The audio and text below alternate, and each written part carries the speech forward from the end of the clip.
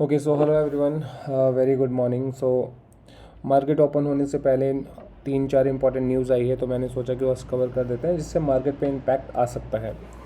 तो आज जो हम मेजरली बात करने वाले हैं, जो पहला जो हमारा न्यूज़ जो इम्पॉर्टेंट न्यूज़ आ रहा है कि कतर ने जो है एलएनजी सप्लाई को डिस्टर्ब कर दिया है। मीन्स अभी के लिए एक हॉल्ट लगा दिया है कि अभी वो सप्लाई नहीं करेंगे।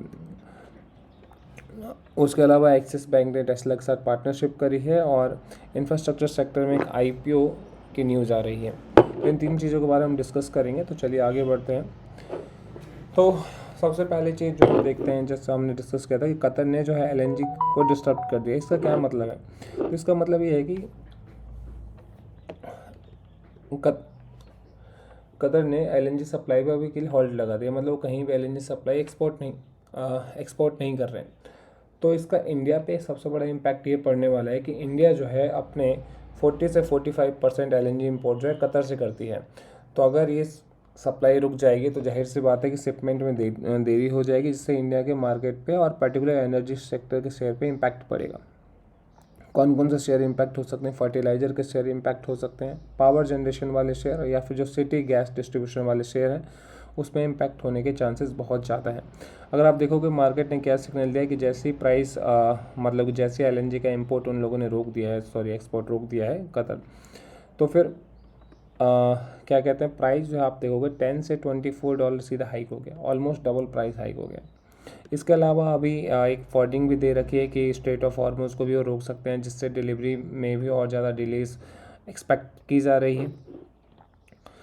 जो दूसरा हमारा इंपॉर्टेंट न्यूज़ है कि एक्सिस बैंक ने टेस्ला के साथ एक पार्टनरशिप करी है। तो ये पार्टनरशिप क्या है, इसके बारे में थोड़ा हम डिटेल में बात करते हैं।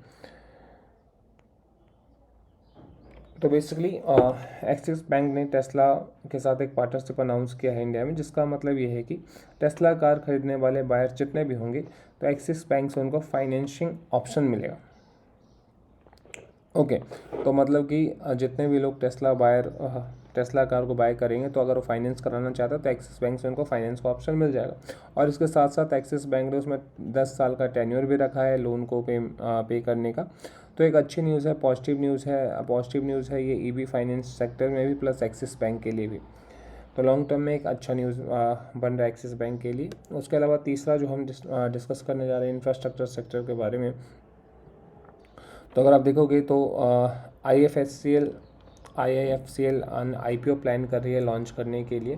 तो IFSCL के बारे में अगर मैं आपको बता दूँ, गवर्नमेंट की कंपनी है, फ्यूचर में IPO लॉन्च करने का प्लान कर रही है। कंपनी बेसिकली इंफ्रास्ट्रक्चर प्रोजेक्ट को फाइनेंस करने का काम करती है, इंटरनेशनल फंडिंग रेज करने की स्ट्रैटेजी बना रही है।